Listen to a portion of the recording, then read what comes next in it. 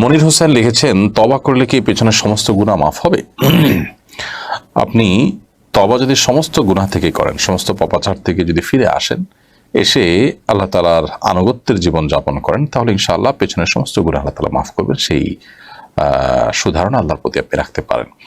তবে তবা হতে হবে তবায় নাসুহা বা খাঁটি তবা, যে তবাটা হবে আপনার অন্তরের অন্তঃস্থল থেকে, এবং যে তবা হবে তবার শর্তগুলো পূরণ করে, অর্থাৎ ভবিষ্যতে আর সেই সমস্ত গুনাহে আপনি লিপ্ত হলেন না, পূর্বকৃত গুনাহের জন্য আপনি অনুতপ্ত হলেন, আল্লাহ তাআলার কাছে ক্ষমা প্রার্থনা করলেন। তবার শর্তগুলো যদি পূরণ করে আপনি তবা করে থাকেন, আশা করা যায় আল্লাহ তাআলা মাফ করবেন। তবে তবা যদি সুনির্দিষ্ট কোনো একটা অপরাধ থেকে হয়, সেটাও হতে পারে যে আপনি একটি পাপ থেকে তবা করেছেন যে আল্লাহ এই কাজটা আমি আর করবো না, তাহলে এটাই আল্লাহ তাআলার কাছে মাফের আশা করবেন।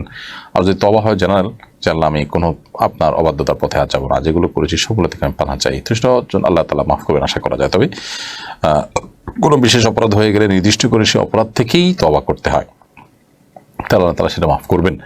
এভাবে একটা একটা করে আলাদা করে তবা করাটাই হলো নিয়ম। সেই সাথে জেনারেল তবাও হতে পারে যে আমি সমস্ত গুনাহ থেকে আল্লাহর কাছে পানা চাই মনে প্রাণে। একটা মানুষ আল্লাহর আদেশ নিষেধের তোয়াক্কা করতেন না, এখন তিনি সেটা তোয়াক্কা করবেন, সে মানুষ সংকল্প করেছেন, নতুন জীবন করেছেন। তো এটা হলো জেনারেল তবা।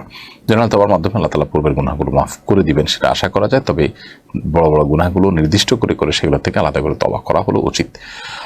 আবু হাসান আপনি লিখেছেন, আগামী 23 তারিখ থেকে অনার্স তৃতীয় বর্ষের পরীক্ষা শুরু হচ্ছে। দুপুর 1টা থেকে বিকাল 5টা পর্যন্ত জোহর নামাজ কিভাবে পড়বে? এই সময় তো পরীক্ষা চলবে।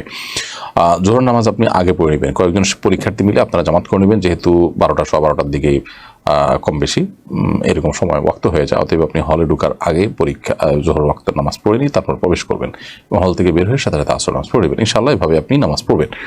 কোনোভাবে নামাজ ত্যাগ করার সুযোগ নেই।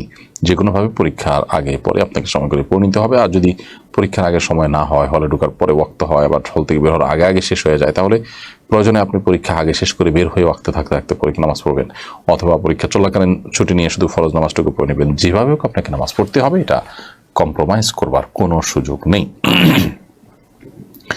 তারিখ এআইডি থেকে আপনি লিখেছেন, আমি একজন মালয়েশিয়া প্রবাসী, আমি ঈদের নামাজ পড়তে পারি নাই, কোম্পানি পড়তে দেয় নাই, এটি কি আমার গুনাহ হবে?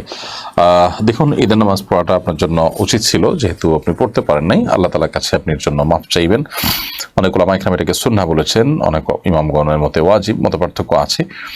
তো আমরা ওয়াজিবের মতই ধরলাম, এবং এই মতটাকে ধরে আপনি আল্লাহ তাআলার কাছে তওবা করবেন, ইস্তেগফার করবেন, ক্ষমা প্রার্থনা করবেন এই মতটার অনুসারী হিসেবে।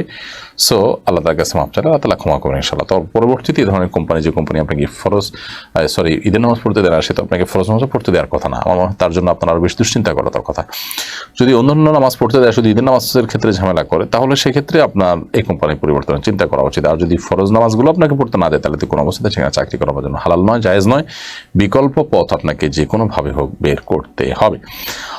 আবু সিদ্দিক লিখেছেন, একটি উমরার কাপড় দিয়ে কতবার উমরা করা যায়? ভাই আবু সিদ্দিক, একটি উমরার কাপড় দিয়ে যতবার খুশি ততবার উমরা করা যায়।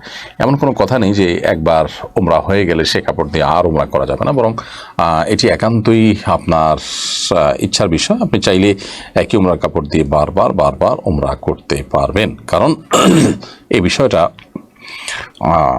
শরিয়ার দৃষ্টিকোণ থেকে এটা কোনো নিষিদ্ধ বিষয় নয় যে প্রত্যেকবার উমরার জন্য আলাদা আলাদা কাপড় লাগবে। একই উমরা সারা জীবন, একই কাপড় আপনি সারা জীবন উমরার জন্য ব্যবহার চাইলে করতে পারবেন। আহমদ নয়ন আপনি লিখেছেন, আমার জাকাতের টাকা কি আমার আপন ছোট ভাইকে তার মাদ্রাসা পড়াশোনা খরচ চালানোর জন্য দিতে পারবো? দেওয়া গেলে কত টাকা পরিমাণ দেওয়া যাবে?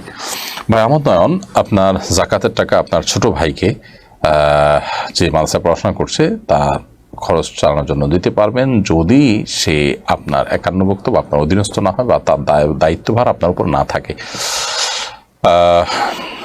আপনার বাবা বেঁচে আছেন, বাবার দায়িত্বের মধ্যে পড়ে তার ব্যয়ভার বহন করা, তো এখন আপনি ভাই হিসেবে তাকে আপনি এটা দিচ্ছেন, দিতে পারেন। আর যদি বাবার দায়িত্ব যেটা, সেখানে বাবার দেওয়ার সামর্থ্য আছে, বাবা দিচ্ছেনও, তারপর আপনি তাকে দিতে চাইলে সেই সুযোগ তো নেই। কারণ সে ছোট মানুষ হিসাবে তার অভিভাবক যদি সম্পদশালী হন, তাহলে সেক্ষেত্রে সেও তার অধীনে জাকাতের হকদার আর হবে না। আর যদি তিনি নিজে অভাবী হন, তাহলে তার ব্যয়ভার বহন করতে না পারলে আপনি তার ব্যয়ভার বহন করতে পারেন এখান থেকে।